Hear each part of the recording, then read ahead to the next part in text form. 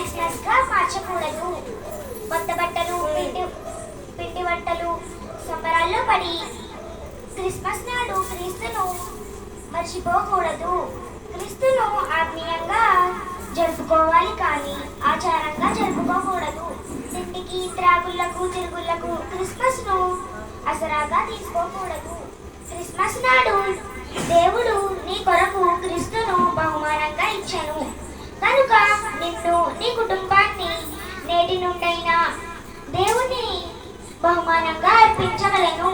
కొత్త బట్టలు ధరించలేకపోయినప్పటికీ దిగులు పడక క్రీస్తును ధరించానని సంతోషపడవలను.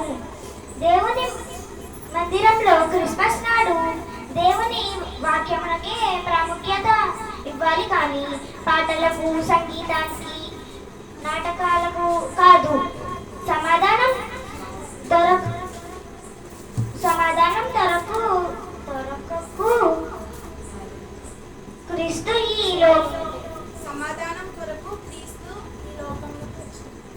సమాధానం కొరకు క్రీస్తు ఈ లోకానికి పంపించబడ్డాడు కనుక ఎవరితోనైనా సమాధానం లేదా వారితో సమాధాన పడాలి.